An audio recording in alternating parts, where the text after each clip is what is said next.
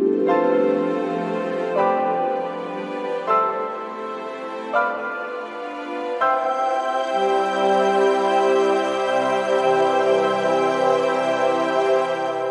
Mekanı'nda ruhun şifasına hoş geldiniz. Bugün öz serisi 8.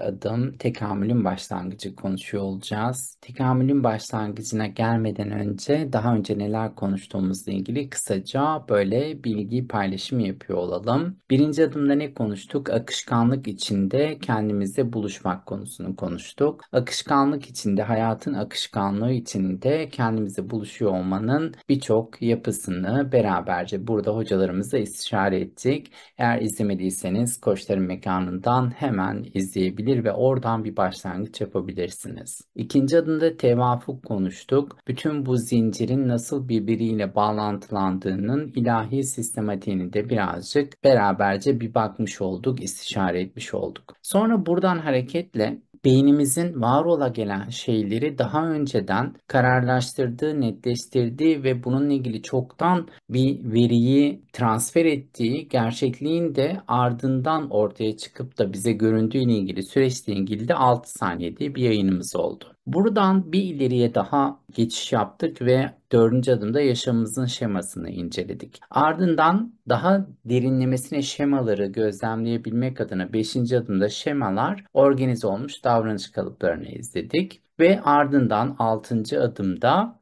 enformasyon etkiyi konuştuk ki enformasyon etki daha önce suyla ilgili yayınlarımızda da bahsettiğimiz gibi bütün bilgiler, veriler her tarafta her şekilde kaydoluyorlar ve bu kaydolan yapı şekliyle biz de insan olarak bir sıvıdan geldiğimiz için bütün veriler bizde de kaydoluyor ve bu etkiyle beraber bir harekete geçiyor. Bununla ilgili derinlikleri de 6. adımda konuştuk. Ve 7. adımda doğru sorunun keşfinin üzerinde durduk ve şimdi geldik tekamülün başlangıcına. Tekamülün başlangıcında konuşacak olduğumuz şey biraz ön yargıyla ilgili akışları kavrayabiliyor olmakla ilgili. Şöyle kısaca bir slaytımızdan geçelim.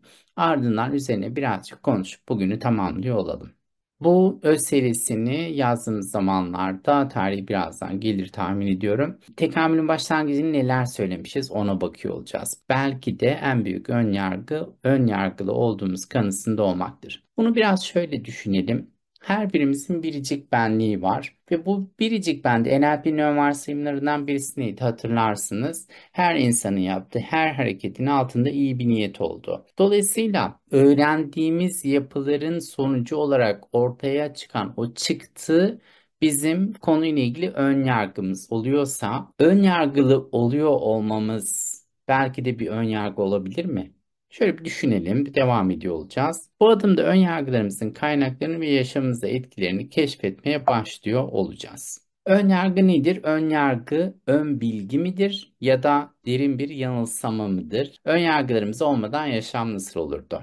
Şey var değil mi, bir kitap vardı. Zen zihni başlangıç zihnidir diye. Bakıyor olduğun zaman hiçbir düşüncenin olmadığı, hiçbir aktivitenin olmadığı bir yani akış ama böyle saf bir akış hali düşünün. Herhangi bir etiket yok, herhangi bir parçacık, herhangi bir yüklenen anlam, hiçbir şeyin olmadığı böyle bir sıfır bir zihin düşünün mesela. Bunun içine bir veri girdiğinde, bir bilgi girdiğinde ne oluyor? Bir ön bilgi girmesiyle birlikte karşı tarafta gerçekten ne olduğu ile ilgili bir yapıyı gözlemlemek yerine neye geçiyor? Onunla ilgili bir yanıta doğru geçiyor. Derinlemesine baktığımız zaman yanıtlarla yaklaşan insanların o konuyla ilgili öğrenimlerinin çok da kolay olmadığını veya mümkün olmadığını da gözlemliyoruz.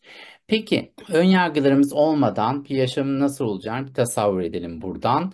Birazcık belki kafa karıştırıyor olabiliriz. Bu güzel bir şey. Burada bu arada görselimizden de gördüğünüz gibi verilerin nasıl geliyor olduğu, nasıl zihnimizden içeri akıyor olduğu. Bir de zihnimizden içeri akıyor olduğu deyince bu kulağımızın yapısı ana rahmi gibi bir yapıya sahip. Yani orada böyle bir durduğumuz hal gibi. Ben onu şey düşünüyorum. Buradan da bütün veriler içeriye doğru akıyor ve buradan giren her şeyle beraber bir doğum gerçekleştiriyoruz. Burada slaytta da onu göstermeye çalıştım. Verilerin gelişi buradan hareketle bizim sürekli bir doğum haline, sürekli bir yani buna ön bilgi edinme ve onunla yaşamımızı şekillendirme haline dönüştürdüğüyle ilgili bir durum var. Onu da arada konuşmuş olduk. Beyin ve önyargı. İlk önyargılar beyin aktiviteleri arasında küçük bir bağlantı ile başlar. Beynimizi neyle besliyoruz? Okuduklarımız, izlediklerimiz ve duyduklarımız ne tür tatlar taşıyor? Bu ne tür tatlar, ne tür hazlar, ne tür varsayımlar taşıyor olduğu çok çok önemli. Gerçeklik mi, ön yargı mı? Oluşan yargılar yaşamımızı şekillendirir. Sahiplendiğimiz gerçeklikler aslında ön yargılar olabilir mi? Burada ince bir nokta var. Burada duralım, bunu biraz konuşalım. Sahiplendiğimiz gerçeklikler. Sahiplendiğimiz gerçeklikler. Yani burada bir objektiviteden, bir subjektiviteden bahsediyoruz. Eğer orada bir bilgi var dersek, bu böyle baktığımızda sahiplendiğimiz bir şey olmaz. Ama o bilgi benim bilgimdir. O veri bana aittir. O benimdir. O benimle ilgilidir. Mesela şeye baktığınız zaman toplumda, yani gezerken veya insanlarla görüşürken bir şekilde fark edersiniz. Her şeyi kendisiyle alakalıymış gibi gören insanlarla ilgili pek kendini geliştiremediğine ilgili bir algımız olur, değil mi? Baktığın zaman. Yani kişi her şeyi kendisiyle bağlantılı görürse, ya o kesin bana kötü baktı, benimle ilgili kötü düşünüyor. İşte o bu yoldan sırf bana gıcıklık olsun diye geçti. Bunu kesin bana gıcıklık yapmak için yapmıştır.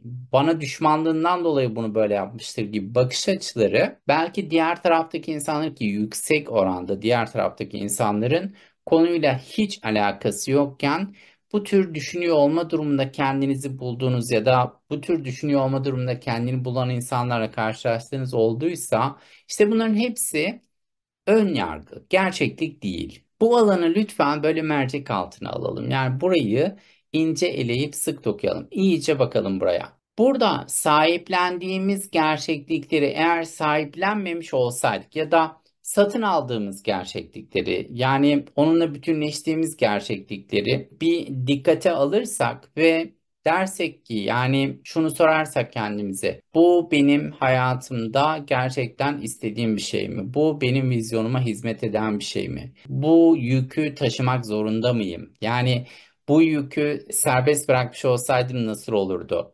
Bu yükü nasıl oldu da yüklendim ben? Yani bunu tabii suçlamak için değil, öyle bir farkında olmak için bir soralım. Sonra da bundan tümüyle özgürleşmiş olsaydım nasıl olurdu? Bu benim içimden aksın gitsin ve ben sadece yaşamımda gerçekten hayatım için ihtiyacım olan şeyleri alıp onlarla birlikte akıyor olayım demiş olsaydık nasıl olurdu? Bunları dikkate alalım. Yani gerçekten bizimle hiç alakası olmayan şeyleri sahiplenip, onu dert edinip hayatımızı, ya burada çok ince bir detay daha söyleyeceğim. Sırf bu ön yargılı tavırlardan dolayı hastanelerin büyük bir kısmı doluluk oranına ulaşıyor.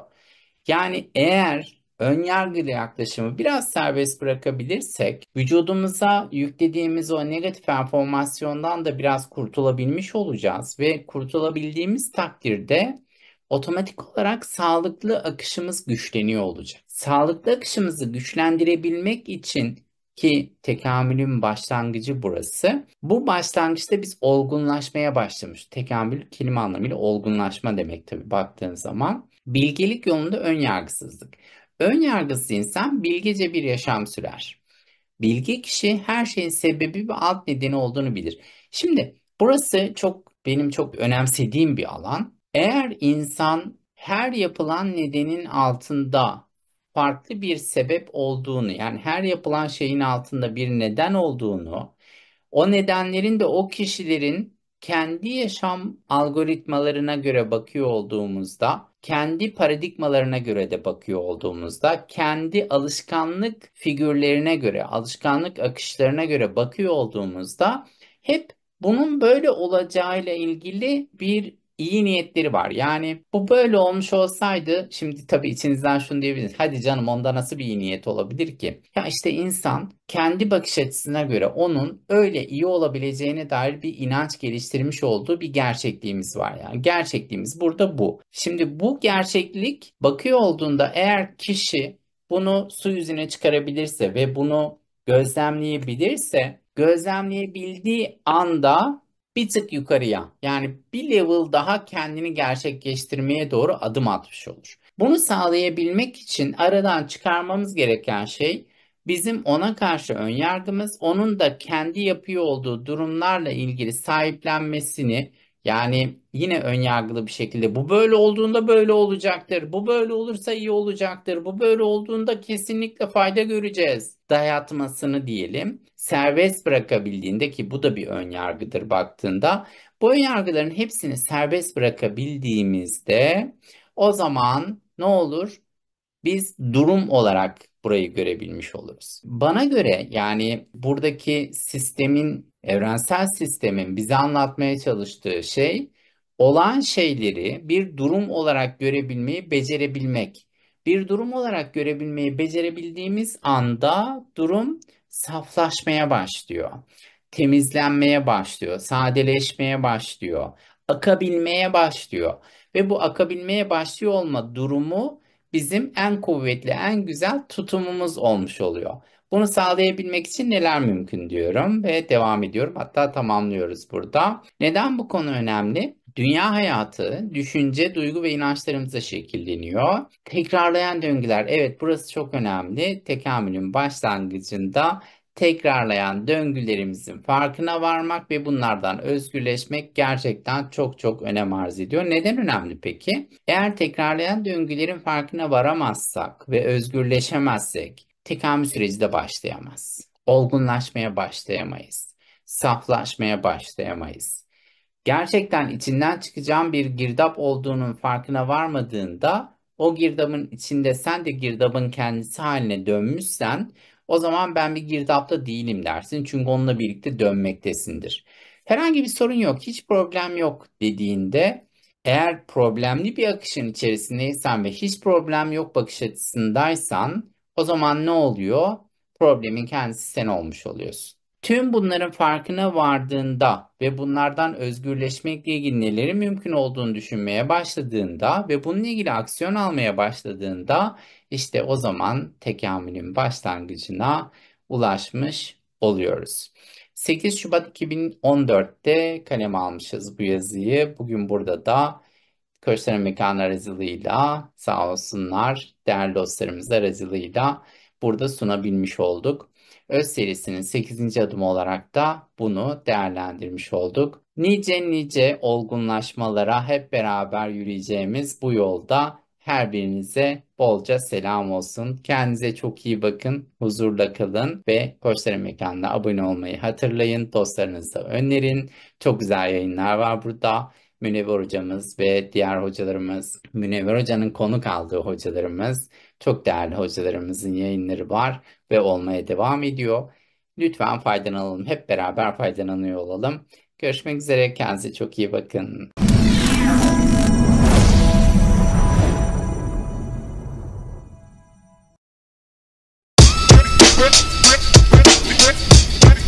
With